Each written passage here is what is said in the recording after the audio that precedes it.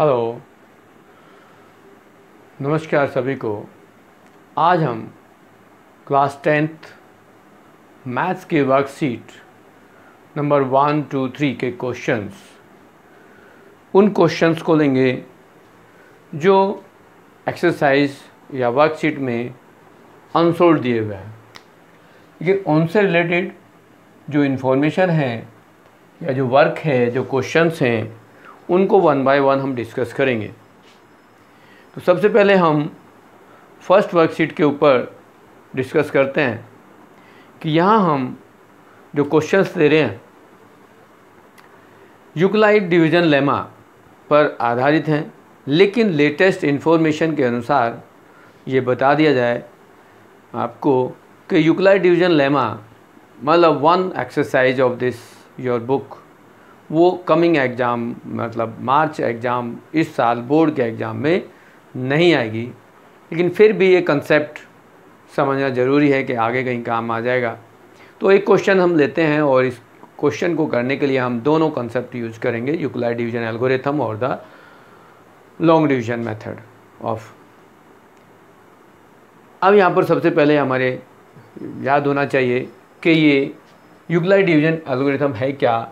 Generally किसी भी एक संख्या को यदि हमारे पास a और कोई दूसरी संख्या b है और वो दोनों पॉजिटिव इंटीजर्स हैं, तो यदि हम a को b से डिवाइड करेंगे तो यहाँ पर a equal to B Q plus R आएगा और r की जो वैल्यू होगी वो ऑलवेज b से कम होगी, लेकिन यहाँ 0 से इक्वल या 0 से बड़ी होगी। तो इस फॉर्मूले को हम रिलेशन को कहते हैं यूक्लाइड डिवीज़न लेमा। अब यूक्लाइड डिवीज़न लेमा में आप जब काम करते हो तो हमारे पास यहाँ ये कंसिडर करना पड़ेगा कि a और b दो पॉजिटिव इंटीजर्स हैं, जिसमें जब हम डिवाइड करते हैं b से a को तो क्वोशिएंट q मिलता है और रिमाइंडर r मिलता है, जबकि r की जो वैल्यूज़ है वो ऑलवेज क्या होगी, वो b से कम होगी और यदि वो और a 0 से ग्रेटर या 0 के इक्वलेंट होगी। सिमिलरली जैसे कि यदि हम किसी नंबर को 2 से डिवाइड करते हैं तो वहाँ पर हमारे पास रिमाइंडर या तो 0 होगा या 1 होगा। यदि हम किसी नंबर को 3 से डिवाइड करते हैं तो रिमाइंडर 0, 1, 2 होगा। यदि 4 से डिवाइड करते हैं तो रिमाइंडर 0, 1, 2, 3 होगा। यदि 5 से डिवाइड करते हैं तो रिमाइंडर 0, 1, 2, 3, 4 होगा। ऐसे ही यदि हम 6 से भी डिवाइड करें तो रिमाइंडर की वैल्यू 0, 1, 2, 3, 4, 5 तक हो सकता है।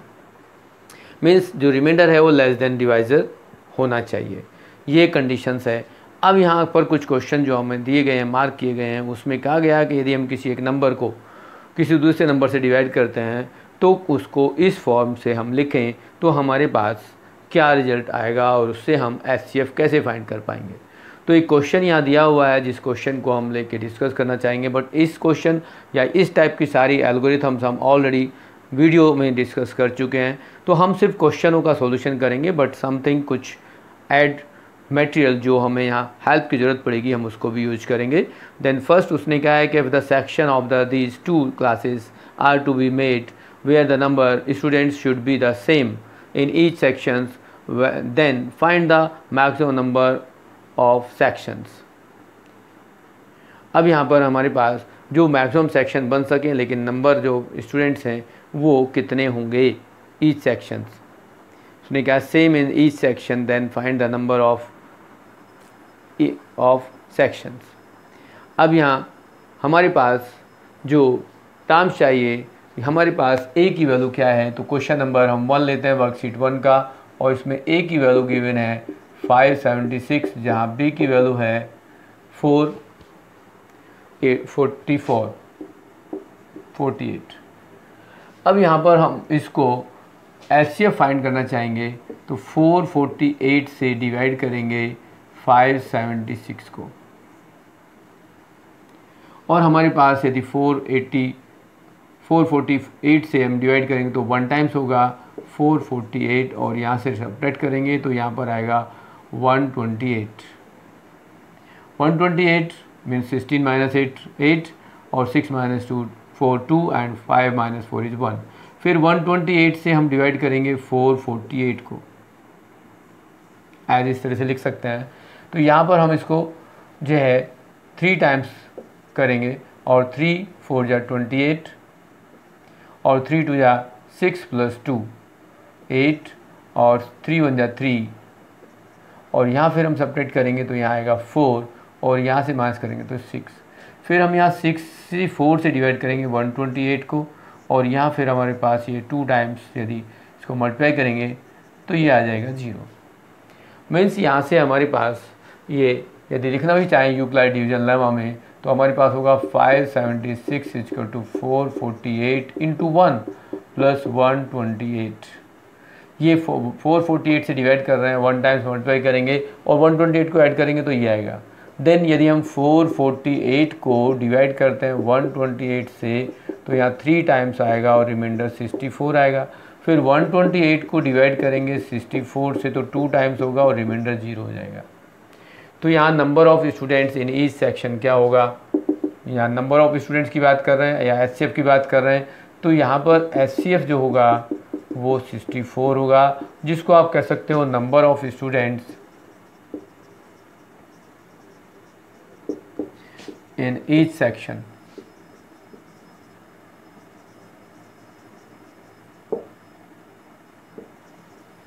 अब number of student in section is 64। अब यहाँ पर सेक्शन कितने बनेंगे, यदि सेक्शन की बात करेंगे तो 64 से हम डिवाइड कर देंगे सारे नंबर ऑफ स्टूडेंट्स को। अब हमारे पास दोनों नंबर्स 576 भी है और ये भी है। अब यदि 64 से यदि डिवाइड करेंगे तो कितने, यदि सेक्शन की बात करें सेक्शन कितने बनते हैं, नंबर ऑफ स्टूडेंट्स इक्वल होने चाहिए। तो यदि हम यहाँ इनको डिवाइड करते हैं तो ये 7 सेक्शन बनेंगे और यहाँ पर 9 बन जाएंगे। तो 9 + 7 16 सेक्शन बन जाएंगे। नंबर ऑफ सेक्शन जो होंगे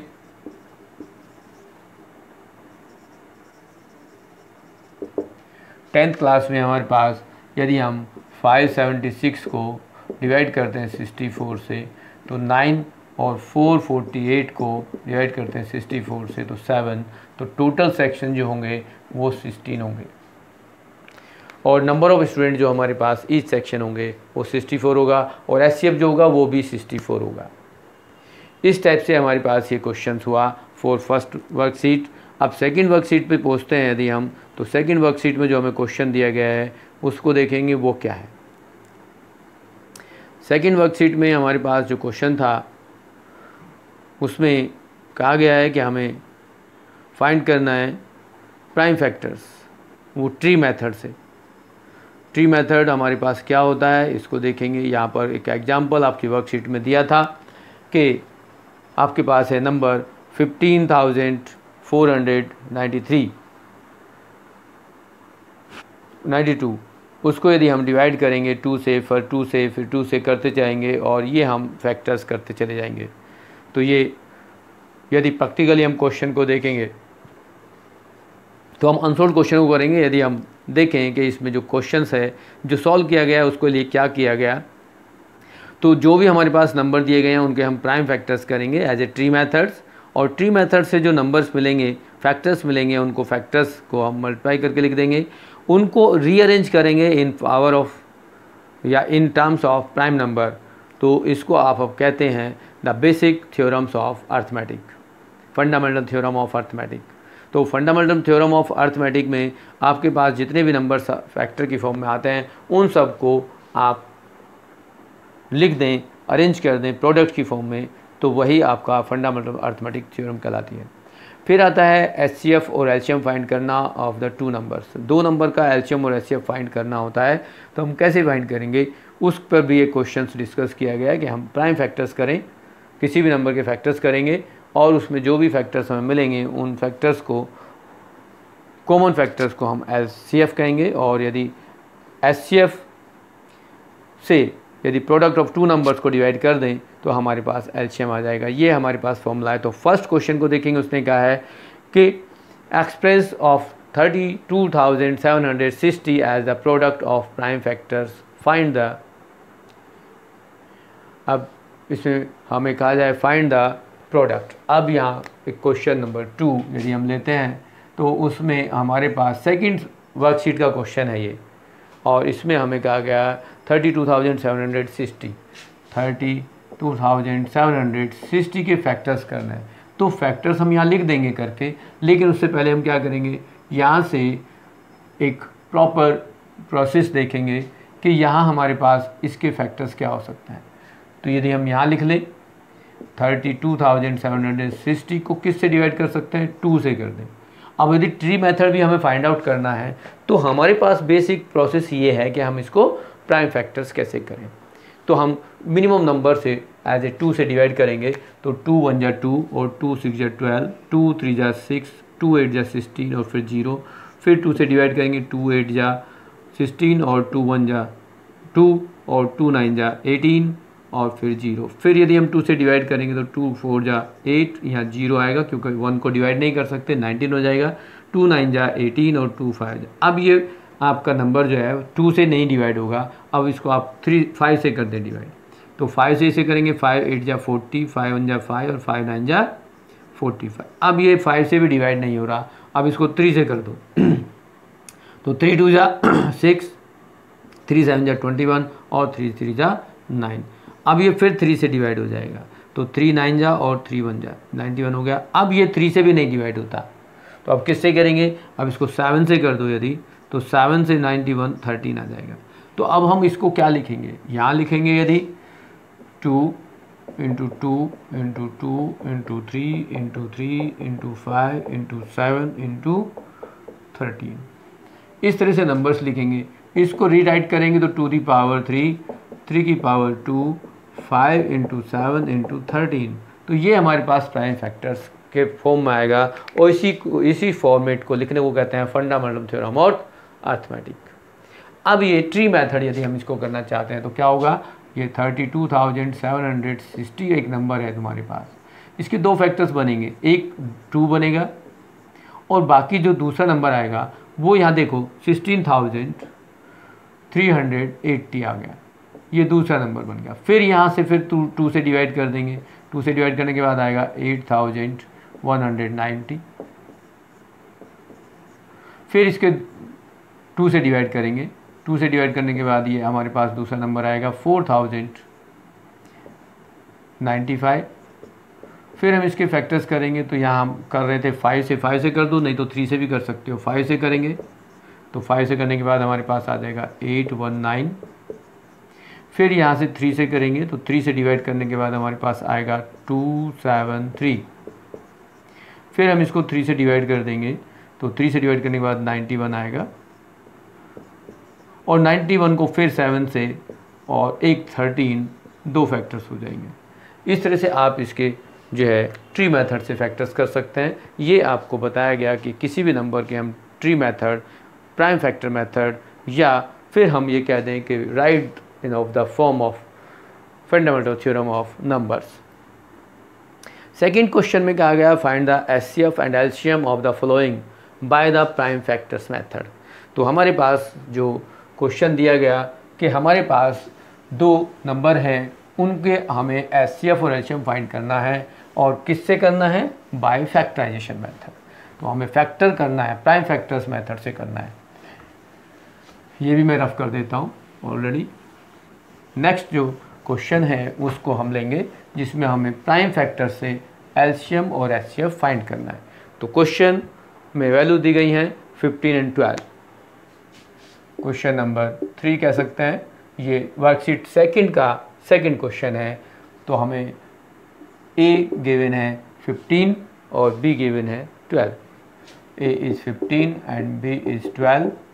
हमें 15 के फैक्टर्स करेंगे तो ये आपका 3 इंटू 5 आएगा, जबकि 12 के फैक्टर्स करेंगे तो 3 इंटू 2 इंटू 2 आएगा। प्राइम फैक्टर्स करने हैं हमें। अब देखो इनमें दोनों में जो कुछ कॉमन है एज ए 3, तो यहाँ जो एचसीएफ होगा वो 3 होगा।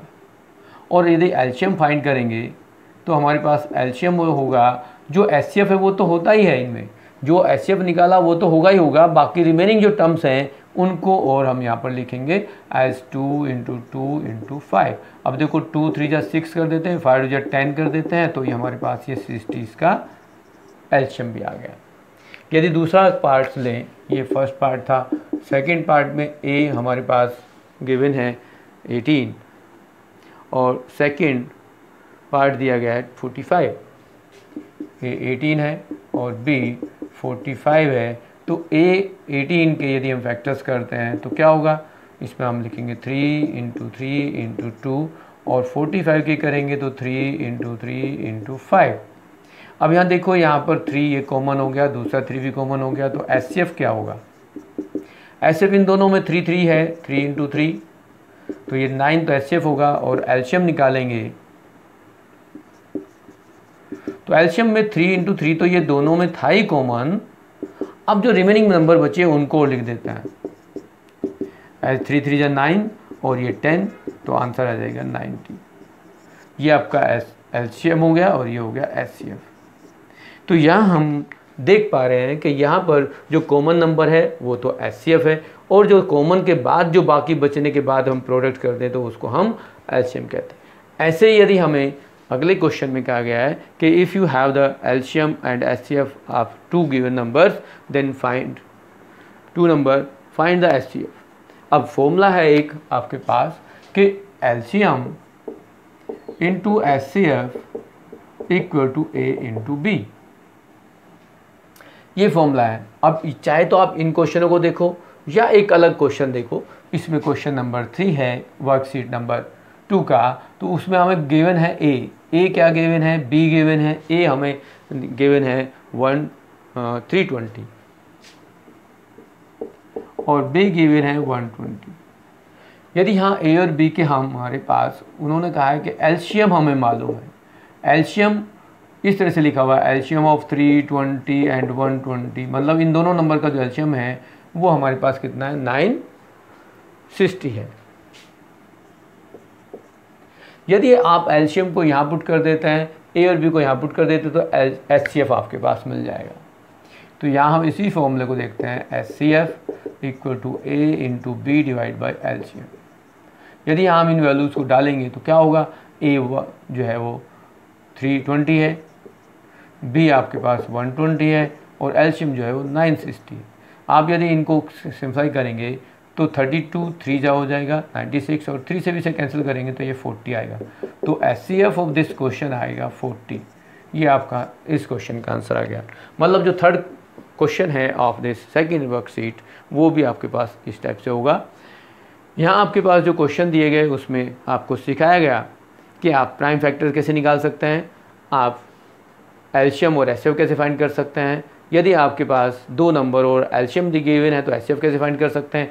सेम यदि रिवर्स क्वेश्चन किया जाए कि दो नंबर आपके पास हैं और एचसीएफ आपके मालूम है पास है तो एलसीएम कैसे निकालेंगे, तो सेम इसी फॉर्मूले को यूज करेंगे। इसको कहते हैं verification of the product of 2 numbers also equal to product of LCM and HCF. इस तरह से आप इनको कर सकते हैं। अब जो नेक्स्ट थर्ड वर्कशीट है उस थर्ड वर्कशीट के जो क्वेश्चंस आपको करने हैं वो ऑलरेडी हम पहले ही आपकी वीडियोस में कर चुके हैं, फिर भी थोड़ा सा डिस्कस करते हैं कि इरेशनल नंबर क्या होती हैं। इरेशनल नंबर वो टर्म्स होती हैं जिनको हम पी अपॉन क्यू की फॉर्म में नहीं लिख सकते। मीन्स ये भी कह सकते हैं कि जो नंबर हमारे पास नॉन टर्मिनेटिंग नॉन रिपीटिंग की फॉर्म में होंगी उनको भी हम इरेशनल नंबर कहते हैं। इरेशनल नंबर में आपके पास जो नंबर आते हैं वो कोई √m की फॉर्म में होंगे, जहां हम m कहते हैं m is not a perfect square, m is not perfect square. मतलब यहाँ पर m की वैल्यू 1 4 9 16 25 नहीं होनी चाहिए। मीन्स यहाँ पर एग्जांपल लें तो हमारे पास यहाँ √2 √3 √5 √6 √7 इस तरह के नंबर होंगे, या फिर ऐसे नंबर होंगे जो रिपीटेशन नहीं होगा बट टर्मिनेटिंग भी नहीं है, एज 1 0 1 00 1 000 1 एंड सो ऑन। यहाँ 2.20 200 2000 2 एंड सो ऑन। यहाँ ऐसे नंबर्स हैं कि ये टर्मिनेट भी नहीं होते और रिपीट भी नहीं होते। तो इस टाइप के नंबर्स को हम कहते हैं इरेशनल नंबर। बट यहाँ पर एक क्वेश्चन आता है, ये ऑलरेडी क्वेश्चन एनसीईआरटी की बुक में इसका एग्जांपल सॉल्व है, √2 के लिए भी √3 के लिए भी। और यदि आप हमारी वीडियोस देखेंगे पिछले वीडियो तो उसमें हमने √5 को भी बताया गया है कि वो भी इरेशनल नंबर है। और उसको हम कैसे प्रूफ करेंगे, ये प्रोसेस फिर एज इट जैसा ही यहाँ दिया गया है वर्कशीट में, जहाँ पर √2 लिखा हुआ है। आप √3 लिख दीजिए वहाँ पर, जहाँ 2 लिखा हुआ वहाँ 3 लिख दीजिए, और every time every steps same हो जाएगा। ऐसा ही यदि हम 5 के लिए करेंगे तो जहाँ √2 लिखा हुआ है वहाँ √5 लिख दीजिए, और जहाँ 2 लिखा हुआ है वहाँ 5 लिख दीजिए। एज इट सेम इस स्टेटमेंट को लिखते जाइए, बस नंबर वैल्यू चेंज करते जाने हैं। अब जो नेक्स्ट क्वेश्चन है उसमें यहाँ पर प्रूफ करने के लिए कहा गया कि prove that √3 is irrational number, तो सेम प्रोसेस अप्लाई करना है। सेकंड क्वेश्चन में कहा है prove that 3 + √5 is irrational number. अब कुछ प्रॉपर्टीज़ हैं जिनको आपको याद करना है। यदि आप किसी प्रॉपर्टी को याद करते हैं तो 2 रैशनल नंबर को यदि हम ऐड करेंगे, सब्ट्रैक्ट करेंगे, मल्टीप्लाई करेंगे या डिवाइड करेंगे तो वो ऑलवेज रैशनल नंबर होते हैं। फिर सुन लीजिए, ऑलरेडी वीडियो में हम डिस्कस कर चुके हैं। Sum of the 2 rational number, addition, subtraction, multiplication and division also in form of rational number. Next, यदि आप किसी रैशनल नंबर को किसी इरेशनल नंबर के साथ ऐड करते हैं, सब्ट्रैक्ट करते हैं, तो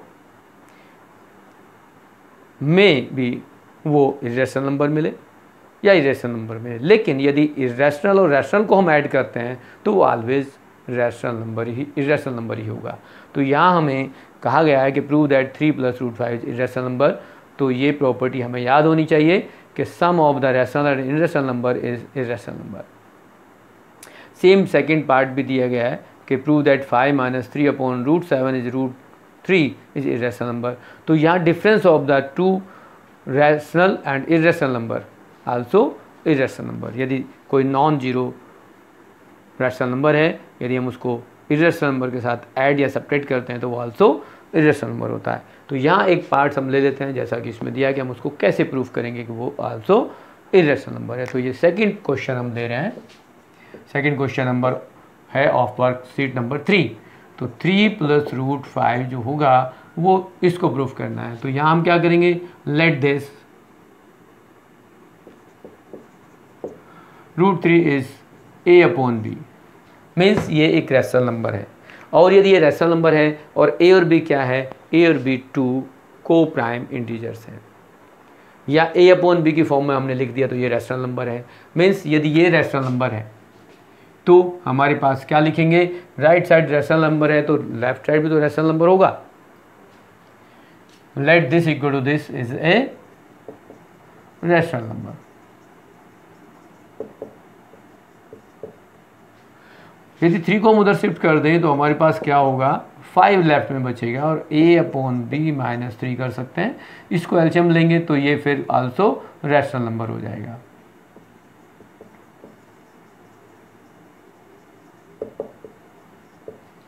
यहाँ एलसीएम भी ले लें, इसको एज इट लिख सकते हैं, a - 3b/b is also rational number.